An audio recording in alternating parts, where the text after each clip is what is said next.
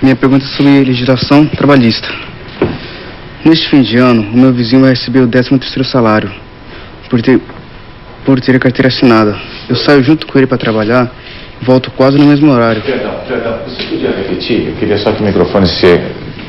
O candidato não está ouvindo a pergunta. Ok. Ele se queixa. Minha pergunta é sobre legislação trabalhista. Neste fim de ano, o meu vizinho vai receber o 13º salário por ter carteira assinada. Eu saio junto com ele para trabalhar e volto quase no mesmo horário, mas não vou receber o 13º salário por não ter carteira assinada. O que o senhor propõe para mudar esse quadro? Veja, primeiro é preciso que haja uma revolução no mundo do trabalho para que o trabalhador todos tenha carteira profissional assinada. Até 1980, nós tínhamos uma grande maioria de trabalhadores brasileiros com carteira profissional assinada. Depois da década perdida, entre 80 e 90, e depois da década perdida entre 90 e 2000, a gente começou a ter muita gente trabalhando de bico, trabalhando de camelô. É por isso que eu disse agora há pouco que mandamos para o Congresso Nacional um projeto chamado Pré-Empresa, que era para a gente qualificar um simples vendedor de cachorro-quente no centro de São Paulo. Ele apenas simbolicamente, ele iria pagar uma coisa, não ia pagar fundo de garantia, pagar uma coisa para a Previdência de 1 ou 2%, para que ele pudesse se constituir enquanto empregado formal, ter segurança, ter seguridade social. Obviamente que na hora que a gente trabalhar para crescer a economia, e a proposta que está no Congresso Nacional de todos os partidos políticos, da gente cobrar a Previdência pelo faturamento, você vai facilitar com que as pessoas tenham emprego de carteira profissional assinada. Que esse é um desejo. Já foram 5 milhões e 700 dos 7 milhões e 600 que nós criamos, e nós pretendemos dobrar, porque a carteira profissional garante a cidadania das pessoas. Tempo esgotado, candidato Alckmin. Hoje, mais da metade dos trabalhadores no Brasil estão na economia informal, ou seja, não tem carteira assinada, não tem a proteção da Previdência Social e é o trabalhador mais pobre. É aquele para o qual o governo precisa fazer o maior empenho.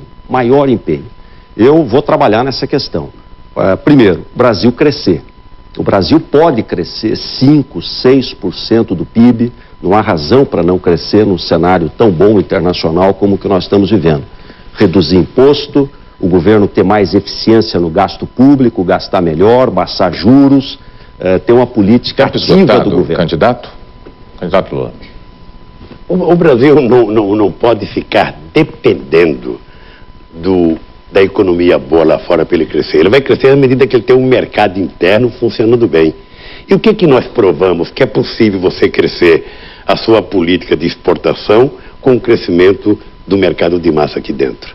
E todo mundo sabe, todos os economistas do PSDB, do PFL, do PT, todos os economistas da Fundação Getúlio Vargas, de qualquer lugar do Brasil, sabem que o país nunca teve o crescimento do consumo como está tendo agora. Nunca.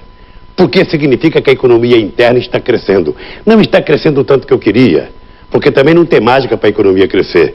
Vocês estão lembrados da quantidade de plano que se inventou no Brasil? Quem é que não está lembrado do monte de plano que anunciava de noite? Plano Bresser, plano Verão, plano Collor, plano não sei das contas, e no dia seguinte o plano desaparecia e a gente ficava com prejuízo. Nós, ao invés de fazer uma mágica, resolvemos fazer seriedade. E hoje eu posso dizer para vocês, não há momento na história da República Brasileira em que a economia tenha um conjunto de fatores tão corretos e tão articulados entre si que permita a gente ter o juro caindo, a inflação caindo, o preço do alimento caindo e o emprego crescendo. 1 minuto para a réplica. Olha, o plano que deu certo foi o plano real, que estabilizou a moeda. A minha geração, a sua geração, não sabia o que era moeda estável. Então, eles votaram contra o plano real. O PT votou contra o plano real. Hoje se vangloria da estabilidade de preço, mas votou contra o plano real. E não é possível a gente achar que é uma maravilha o Brasil ser o penúltimo da América Latina, só crescer mais que o Haiti. Por que nós somos condenados a crescer 2%, o jovem não poder ter oportunidade?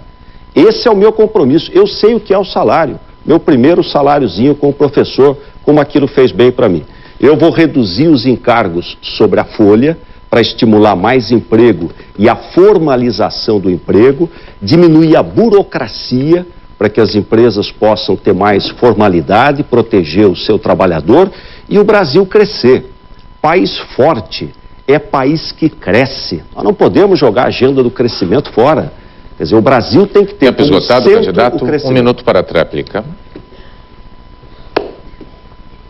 Bom, você sabe que eles governam o Brasil pelo menos há 500 anos. Quando o Cabral chegou aqui já era gente deles. E nunca conseguiram mudar. A estabilidade que eles falam do Plano Real é verdade. É uma estabilidade que deu certo em 2004 e 2005, em 1994 e 95, e em 1998 quebrou o Brasil. Quebrou. 2 vezes o Brasil quebrou. A ponto do ministro da Fazenda e do presidente do Banco Central, todo final de ano tinha que correr para Washington para pegar dinheiro emprestado do FMI. Hoje, o FMI não está mais no Brasil. Porque nós devolvemos o dinheiro, não precisamos do dinheiro, temos reservas para poder aguentar a marimba. O Brasil tem 75 bilhões de reservas. A economia está crescendo e vai crescer muito mais, porque eles sabem que se tem uma pessoa nesse país preocupada com o mundo do trabalho, sou eu, está e não eles. Encerrado aqui o penúltimo bloco. A gente volta depois do intervalo com o último bloco do debate.